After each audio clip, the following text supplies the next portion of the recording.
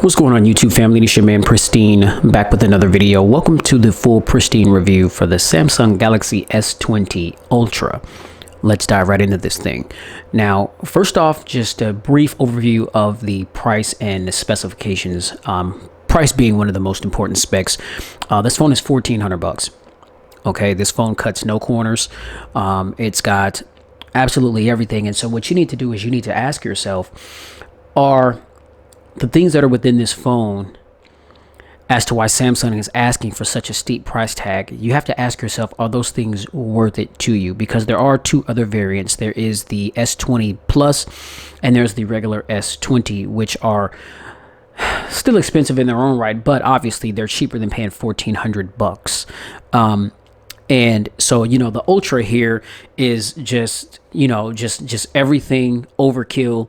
And so, one would really have to ask themselves, do they really need everything that the Ultra here is providing at that particular price point? Because I think most people, your average consumer, the S20, will definitely do you just fine, or, the S20 Plus. But if you want that bleeding edge technology, you want the big camera and all the features and functions that it comes within, the Ultra here is the option for you. And as the good old saying goes, you got to pay to play. And so you definitely will pay if you want to get your hands on the Ultra here. All right. Now, the internal specifications, we've got the new Snapdragon 865 processor. We've got 128 gigs of storage that can be expanded, I believe, up to a terabyte. We've got 12 gigs of RAM. We are running Android 10 over One UI 2.1. We got the Adreno 650 octa-core CPU. The phone is just completely stacked. I believe this is the S20 series is one of, if not the first devices that we've seen in 2020 to house the new Snapdragon 865 processor. So, I guess that's good in its own right. But again, right now, because of the fact that these phones are out, you can get some really good deals on some of the previous Samsung devices like the S10, the S10 Plus. I know you got some other options out there, like the Note 10 Lite or the S10 Lite. I kind of feel like those things are ridiculously priced, but if you're trying to save a buck and you really want a good Samsung experience, I'd recommend taking a look at the Galaxy A51 and for sure the Galaxy A71. All right. Now, build quality, we've got Corning Gorilla Glass 6 on the front and the back of this device. The device, it feels really good and premium in the hand. As you can see, there's just that glossy back. It's definitely a fingerprint magnet, so I had to give it a really good wipe down before I started the review. But nonetheless, we do have the latest Corning Gorilla Glass on this device, and so it gives you some durability. But again, it is glass. As I recommend any and everybody, protect your investment. You want to get a screen protector, get a case so that if your phone drops, you've got protection. For the money that we're paying for these phones, and as beautiful as these phones are, who wants to walk around with the screen cracked and just looking hellish? The phone may still work, but it's not attractive. You know what I mean? So protect your investment, get a case, get a screen protector. I usually order all my cases on Amazon. Although right now, because of all the COVID-19 stuff, Amazon is only swiftly delivering essential materials, and so certain cases for new phones that I've just recently got, where it normally would take me like a day or two to get a case, it's taking like some weeks, and it's frustrating because certain phones, any phone really, it's hard for me to daily drive them without a case because I'm very meticulous and I don't like for my phones to get scratched at all. And so just the idea of the phone just being butt naked. A lot of these phones are very slippery, and so when you put a rubber TPU case on them, it adds grip, and I just feel more secure handling my devices. So if you're willing to wait, you can get some really good deals on some cases on Amazon. But your Prime 2-day shipping, if it's not essential, don't expect to get it in a couple of days. The premium materials, the phone is heavy. It's a big phone. It's a 6.9-inch display, beautiful display, as you can see there. Hardly any bezels, very minimal bezels on the side. and on the bottom and the top of the device. As you can see there, there's our little buttonhole camera right there. And yeah, I mean, I'm used to wielding big phones, and so it's not really that big of a deal to me. I mean, when you put the case on it, it does add a little bit more heft to the phone. But this phone, it is big, it is heavy, and I can understand how it can be cumbersome for some walking around with this device. But I mean, the phone is a beast. I mean, so that just comes along, with it. All right, now, overall performance, again, as I mentioned, Snapdragon 865 processor, 12 gigs of RAM. This phone just absolutely flies. I know that everybody makes a big deal about, 90 or 120 hertz. To me, that's not really a big deal. I've got it at 60 hertz.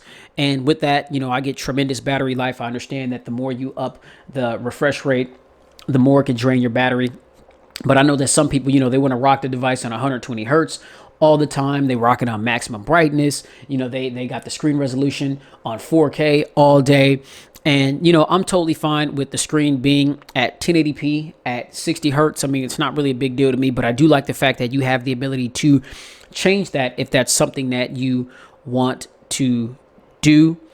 But performance, ladies and gentlemen, for me has been just an absolute breeze. I mean, Spotify here is one of the most content heavy applications that I've got, because I'm such a music file, and I've got so much music files. As you can see, I was just recently bumping my man Joyner Lucas here. The album got cuts, ADHD. If you ain't hip, get hip. Good music right there. Young man spitting about some stuff. He ain't riff-raff rapping, you know what I'm saying, talking about all kind of nonsense that these youngsters be out here talking about. So yeah, but even same thing when I flip over to Apple Music, and see, it takes a little bit for it to load up, just because I've got so much content and playlist and things on these apps. But performance is absolutely stellar, and I am connected to my Wi-Fi connection right now. I mean, so data speeds may differ depending on where you are, who your carrier is. This phone is through Verizon, and so when I'm out and about, I mean, no problems, man. You know what I mean? No problems at all whatsoever. Oh, that's the Motorola Stylus, G Stylus. I may pick that up. I may pick that up later today. I'm still contemplating.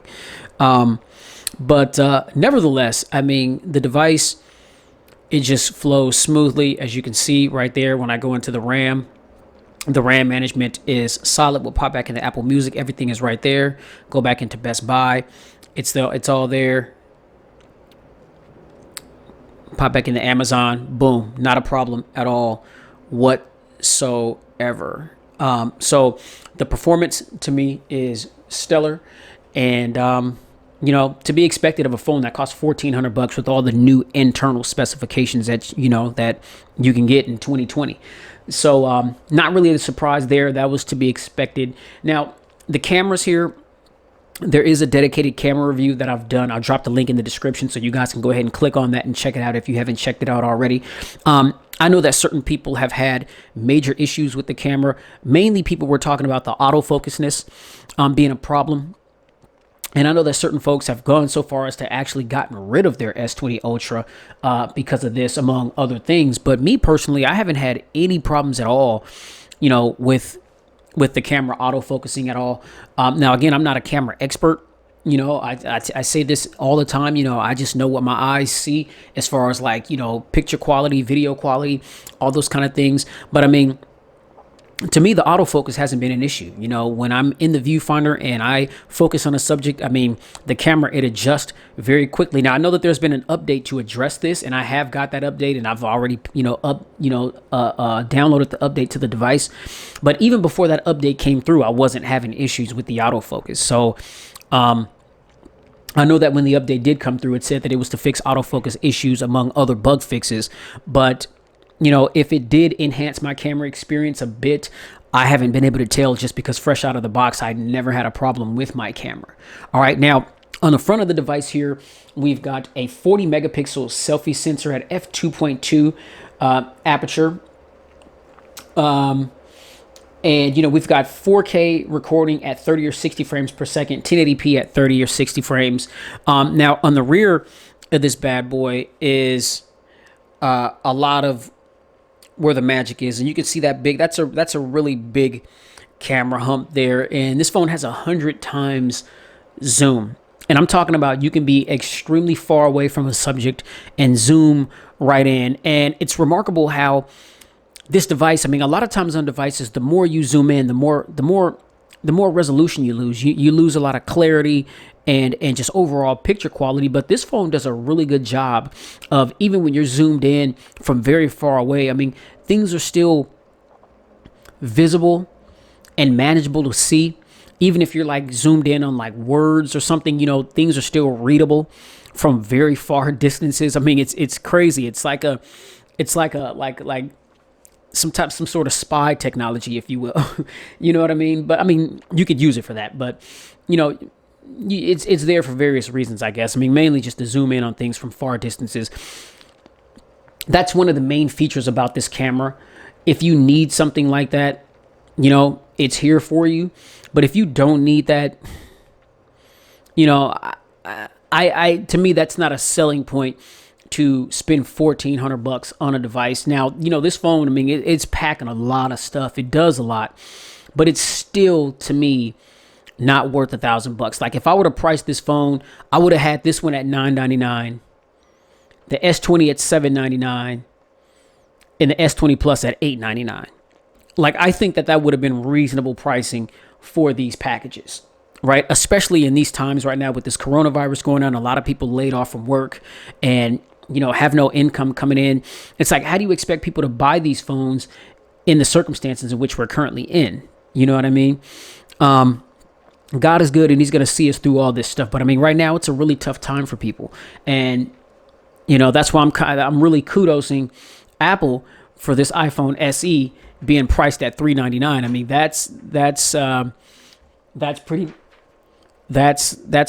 pretty remarkable for an iPhone. And Samsung could very well lose some sales over that. I hear some people saying that the A51, the Galaxy A51, is going to rival the SE2. I don't think Samsung wants to do that, because internally that new iPhone SE2 just will obliterate and destroy the A51. You know what I mean? That new iPhone has that A13 Bionic, which still to this day is one of the most, if not the most powerful chip on planet Earth. I understand we got the Snapdragon 865 going. That chip is powerful in its own right, but I mean, Apple makes some powerful chips, man. You know what I mean? So I don't know, Samsung, but on the rear of this device, we've got I believe it's 4 cameras. I mean, so we've got 108 megapixel sensor. We've got a 48 megapixel periscope telephoto lens. We've got a 12 megapixel ultra wide sensor and a 0.3 megapixel time of flight 3D sensor for depth information. And some people have asked me, they've seen photos that I've taken with this device, and they've asked me, hey, I mean, was that a portrait shot? And so it's interesting. It's like, with certain subjects that you have in the viewfinder, when you snap the photo, the camera will automatically blur the background, and it would just specifically focus on the subject. And, I was kind of looking at that, like, that's interesting, because it wasn't in portrait mode. And so, I don't want to say that it's a defect or anything, but, the pictures, they all came out remarkable. But I just didn't think that, the camera would be able to do that without you actually putting it in portrait mode. But, it is what it is. Take a look, click on that link in the description box and check out the camera review. I've taken some remarkable photos with this camera, and the video quality is pretty stellar as well. Definitely up there in, top 5, or I'd say top 3. The camera on this phone is really impressive. I mean, so, there are some significant upgrades over the S10 line. But like I said, I mean, this phone right here is just like the top dog, which is why it's priced so high. Now, battery life, we've got a 5,000 milliamp hour battery, and I can very easily get through a couple of days without having to charge this bad boy up. And I think a lot of that, too, is because of the fact that I have my refresh rate toned down to 60. and I keep my screen resolution at 1080p. I mean, this screen is absolutely gorgeous, man. I mean, this is a Samsung made display. I mean, so, it doesn't need to be, or, OLED or 4K display in order for the screen to be beautiful. You know what I mean? And that's one of the main reasons why I praise LG for the V60, because it doesn't need an OLED panel. Some people are, oh man, I wish it had an OLED panel, pixel peep in and I could tell the difference. I question that, man. You know what I'm saying? I mean, now I can only speak to my visuals, my eyesight, but to me, it's kind of hard to tell. But the thing that you can't really deny is a beautiful screen is a beautiful screen. You know what I mean? And it doesn't matter if it's 4K OLED or if it's 1080p or even 720. I've seen some really beautiful 720p displays out there, and holding them side by side with the 1080p display, it's kind of hard to differentiate the two. So I don't really go too crazy about screen resolution and refresh rate and all that. I mean, all those things nice to have, to be able to adjust if you want to take advantage of those things. Yeah, they're cool to have, but are they the end all cure all? No. They're not the determining factor for me. And for the average consumer, a lot of people don't give a damn about that type of stuff. They just want a phone that runs fluidly, that's going to last, battery life, that has a decent enough camera to meet all their social media needs, or just picture taking needs, period. If they're recording video, something that's going to give them really good video quality, optical image stabilization, so they're not going to have shaky videos and stuff like that. And they want to go on about their day. A lot of people don't really give a damn about the specifications, man. And it took me a little while to learn that, with being a reviewer.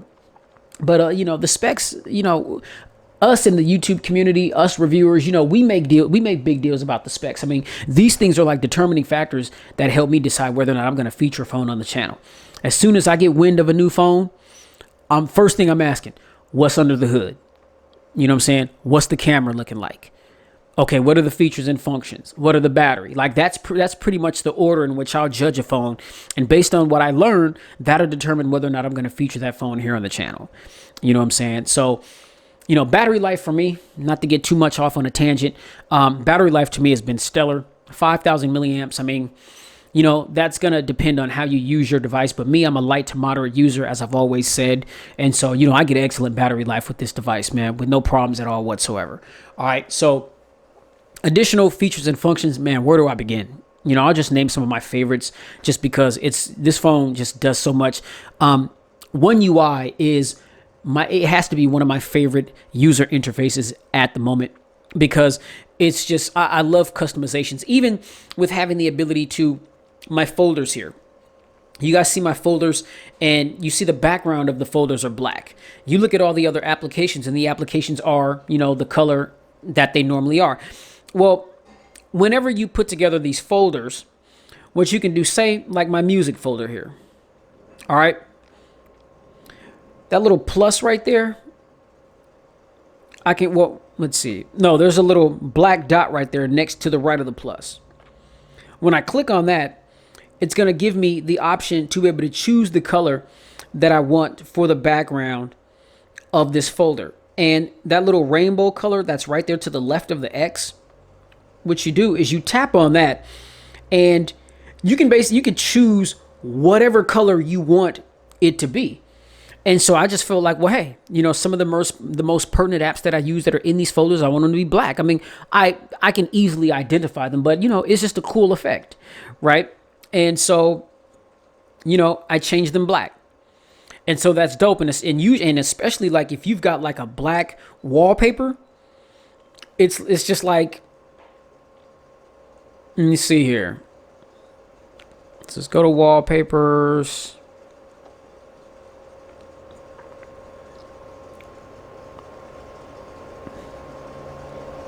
Okay, let's set that. Boom. Okay, now look at that. It's just like the folders are just like ingrained in the doggone home screen. You know what I mean? I mean, that looks dope, in my opinion. You know what I mean?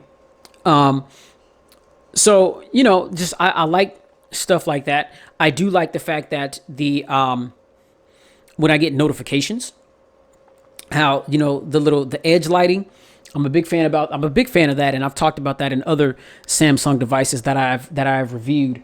But that edge lighting is a really, really dope little effect. You know, it looks really cool. And, you know, red and black being my favorite color combination, you know, just for the sake of the video, I changed the wallpaper. But this is normally how I walk around with my device. You know what I'm saying? All black, everything, man. No racist. No racist at all. But I just like on this particular device, I like that black. You know what I mean? And it's, you know, it's a dynamic AMOLED display. I mean, so, you know, colors just, you get real deep blacks, real crispy cocaine whites. You know what I'm saying? You get that Tony Montana white. You know what I'm saying? But yeah, man, I mean, the phone is just is beautiful. But I mean, I like the edge lighting. I like the ability to change the background color for your folders that you create. Wireless charging is a favorite feature. You know, but that's not anything new, but I'm just a fan of it. You know, it's like that's pretty standard here in 2020, but you know, some phones don't have it. I mean, it's actually good to see the OnePlus 8 now have wireless charging. It sucks that you have to choose the 8 Pro though to get that feature. The regular OnePlus 8, you know, they compromise some things with that, man. I'm kind of disappointed with OnePlus on that one, but I'll talk about that in another video. I'm a huge fan of those things. I like that when you go into the viewfinder, you guys see a little dot in the middle of the screen? See what it's saying? See how it says best shot? And so what you do is when you line it up with the little circle in the middle of the screen, then it turns yellow. And the phone is telling you that this is the best shot to take. And so I'm a huge fan of that. You know what I mean? And I've realized that, not to say that if you don't line up those circles and you take the shot, that you're going to take a bad shot and that the picture you took is not going to come out well. But I mean, it's like the phone. I mean, it tells you what's the best shot and the best angle. And so, you know, when you hold the phone up and you take that shot, I mean, the results are remarkable.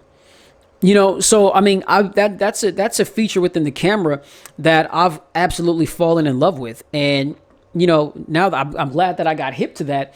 And I hope to see that on other devices because that's pretty dope. And I know that other phones, they have the leveler, you know what I'm saying? But I mean, I've never seen that particular feature within a camera app on any phone that I've had. And so I don't know if maybe it was a feature that I just needed to turn on and I just didn't recognize that it was there. But I noticed it here on the S20 Ultra first.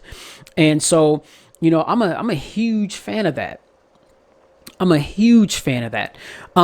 In the text messaging application, I do a lot of voice texting because a lot of times I'm driving, or even if I'm not driving, you know, my eyesight isn't the best. And so, you know, I get headaches and some, you know, at certain points squinching to read text messages and so forth. And so I like to voice text back and forth with my buddies. You know, I love the fact that under the messaging app on the Samsung device, and there's other, you know, even messages on like stock Android devices. I mean, they do this now as well. And so this has become just like a standard thing. But I kudos Samsung for it because although the iPhones, Apple, I feel like they originated under iMessage, they originated voice text. But it's limited between sending voice text back and forth to other people that have iPhones. And so say, you know, if I got an iPhone and I want to send a voice text to my partner, but he's got an Android, I cannot voice text him. You see what I'm saying? It has to be iPhone to iPhone. Well, Samsung, I noticed that they were the ones to step up and say, not only are we going to implement this feature within our messaging application, but we're not going to place limits on people as to who they can send voice text to. It's not going to be one of those things where it has to be Samsung to Samsung, or since Samsung is an Android operating platform, you can send voice text to other people with Android phones, but not people that got iPhones. You can send voice text to anybody, and it doesn't matter if they've got Android or iOS. That is a huge feature for me, ladies and gentlemen. A lot of times when I'm driving and I can't take my eyes off the road, or I just don't want to take my eyes off the road to sit there and try to, and especially with this phone being big as it is, and I've got really small hands, trying to one hand, and I can put it in the one-handed mode, but it just makes the keypad even smaller. And so then I'm having to squint my eyes even more to try to figure out, okay, to make sure that I'm texting the proper thing. And I end up sounding dyslexic and illiterate and seem as though I can't spell. So that voice text feature for me is huge. And I like the fact that within the app, the Samsung's messages application, you can voice text anybody. I mean, some of you guys may feel like that's not a big deal, but for me, I use it often, so it's a big deal for me. And it's good to see that feature has been implemented in a lot of other devices as well. Or if their messaging apps that come standard on whatever phone it is doesn't come with it, then you can just go into your Play Store and download Messages and choose Messages as your default text messaging application to receive SMS and MMS. And that option is available under the Messages application. You see what I'm saying? So, that's a big deal for me. Those are just some of the key things that I like the most. I mean, this phone has so many features and functions. You know what I mean? I'll be here all day, talking about those things. But overall, I mean, my final thoughts of this device, is it a good device? Absolutely. Can I recommend it? I'm going to say no, only because of the price. I'll say I can't recommend this phone unless you want the top bleeding edge Samsung device that's out there right now, which is what the Ultra is. And if you've got $1,400 and you're willing to spend it on a phone, then hey, have at it. I can't tell you how to spend your money, but I'm just saying from a practicality standpoint, and I know that the other two options are still pricey as well, but I mean, just get the S20. You know what I'm saying? The S20 seems to have that perfect form factor as far as ease of use and comfort in the hand. It's got most of the features and functions that this phone has, minus some of the things that you're going to find in the camera, but yet the S20 still has a really, really good camera. And if you don't want to spend over $1,000 for a Samsung device, then I'm telling you, look into the Galaxy A51. Look into the Galaxy A71. I would recommend the A71 because the A71 is more that it's a mid-range device, but it's really straddling the fence between mid-range and flagship. It's priced right, and it's got all the internals to do everything that you're gonna need it to do, or at least the average consumer. Now, if you're a tech snob and you want the bleeding edge, then the S20 line is for you. Or if you don't have to have the latest and greatest, you can get some really good deals on the S10 lineup. You know what I mean? You can get a Note 9 right now for ridiculous prices, maybe $250, $300. You know what I'm saying? And I understand, some of you may be like, oh, well, Samsung, they're not really up on updating their devices. They're getting better. Okay. They're getting better. I've already gotten some updates. I've gotten security patches on this device. And so they may not be the first ones coming out on it. They may not be like Pixel standard, but it's getting better. Okay, so don't let that be a reason as to why you want to shy away from a Samsung device. But I would highly recommend, if you want a really good Samsung experience that's going to give you really good performance, battery life, cameras, features, functions, all those things, check out the Galaxy A71. All right. Check out the Galaxy A51. The A51 is still a really good device as well, but I'm just saying if I had to choose between the A51 or the A71 is the one that I'm going to go with, hands down. And I will say this again. If Samsung is going to US release the A51 to rival the SE2, the iPhone SE2, Samsung, listen, bruh, you're making a mistake. Unless you're planning on changing the internal specifications for the US-based A51. If you're not, don't do it. Don't do it.